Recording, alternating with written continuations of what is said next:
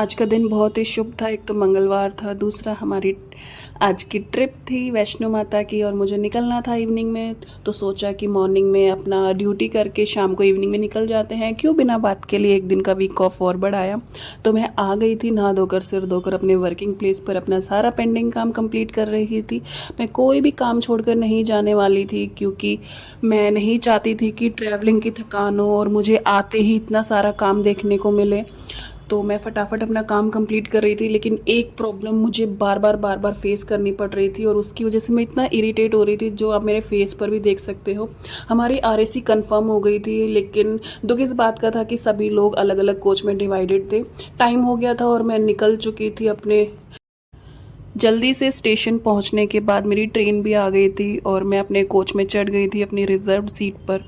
वहाँ मैं अकेले ही ट्रैवल कर रही थी, क्योंकि मेरे जो साथ आने वाले थे वो 3-4 स्टेशन बाद चढ़ने वाले थे। इन लोगों को देखने के बाद मुझे थोड़ा सुकून हुआ, क्योंकि अकेले थोड़ी घबराहट हो रही थी। इनसे कोई कांटेक्ट नहीं हो पा रहा था कि ये लोग साथ आ भी रहे हैं नहीं आ रहे हैं, क्या सिस्टम है क्या नहीं है, कुछ समझ नहीं आ रहा था। लेकिन इनको देखकर खुशी हुई। दोस्तों के साथ हर चीज़ बहुत अच्छी लगती है, एक सुकून सा फील होता है। हमारे जैसे कि मैंने बताया कि हमारे कोच अलग अलग थे, तो ये चाहते थे कि हमारी 2 सीट जो वहाँ पे दूसरे कोच में थी वो एडजस्ट हो जाए। तो हमने जैसे तैसे करके एडजस्ट कर लिया था। ये एक हमारे जीजू थे, एक हमारे भैया थे, तो हम इनका मजाक बना रहे थे कि एक ने एक की टी शर्ट दूसरे ने पहन ली, दूसरे का पजामा एक ने पहन लिया। कोच में इतनी गर्मी थी कि हमें एसी में अपनी सीट चेंज करवानी पड़ी। एसी कोच में आने के बाद रात तो अच्छी निकली, सभी लोग बहुत आराम से सोए, बट मुझे नींद नहीं आई, क्योंकि मुझे बहुत ज़्यादा एक्साइटमेंट हो रही थी। मैं सुबह सबसे पहले उठ के बैठ गई थी, क्योंकि अंदर ही अंदर ऐसे बटरफ्लाइज उड़ रही थी। जम्मू से पहले वाले स्टेशन पर ट्रेन रुकी, तो सब लोगों ने सोचा कि क्यों ना ब्रश वगैरह इधर ही कर लिया जाए, चाय पी लिया जाए, तब जाके यहाँ से निकले। तो सब लग गए थे ब्रश वगैरह करने के लिए, फ्रेश अप होने के लिए।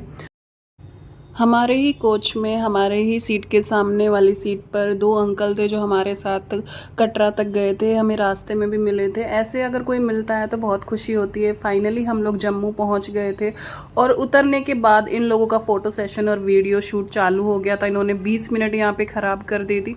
फिर हम लोगों ने सोचा कि क्यों ना बस से चला जाए, तो हम लोग एक्सकलेटर से नीचे पहुँचे, लेकिन फिर इनका प्लान बदला कि नहीं, बस से नहीं, हम ट्रेन से जाएंगे, घाटी आएंगे, घाटी का व्यू देखेंगे, बहुत अच्छे अच्छे व्यूज़ आते हैं, उनको शूट करेंगे। तो हम लोग फिर वापस स्टेशन पर आ गए थे और हमने प्लान बना लिया था ट्रेन से जाने का। लेकिन मैं आपको सुझाव दूंगी, आप ट्रेन से ना जाकर आप बस से जाएं, क्योंकि एक तो बस में आपकी टिकट 65 रुपये की लगती है और वो 1 घंटे में आपको जम्मू से कटरा पहुंचा देती है। हमने उधमपुर एक्सप्रेस ली थी जो कि जम्मू से कटरा जा रही थी। ये बहुत ही बेकार ट्रेन थी, जगह जगह रुकती हुई जा रही थी, बहुत ज़्यादा टाइम ले रही थी। जहाँ 1 घंटे का रास्ता इस ट्रेन ने 2.5 घंटे में पूरा किया था। लेकिन एक चीज़ से थोड़ा सुकून मिला कि जम्मू का व्यू देखने को मिला, पहाड़ों में बसे ये घर, सुकून और शांति। मुझे तो बहुत अच्छा लगा।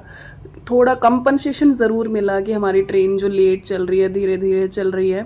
ये नज़ारा बहुत ही अच्छा था। मन तो कर रहा था कि एक एक मोमेंट को कैप्चर किया जाए, लेकिन फ़ोन की भी एक लिमिट होती है, हम कितना उसमें कितना स्टोर कर सकते हैं। जम्मू से कटरा हमारा रिजर्वेशन तो था नहीं, हमने जनरल की टिकट ली थी, लेकिन जनरल कोच में बैठने तक की जगह नहीं थी।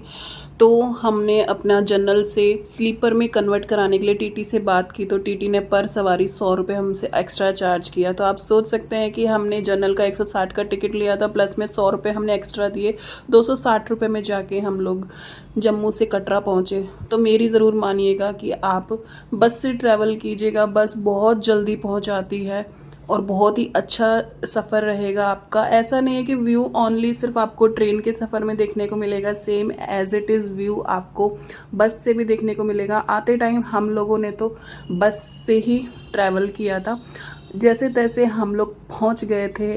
और ये है माता वैष्णो देवी का मंदिर।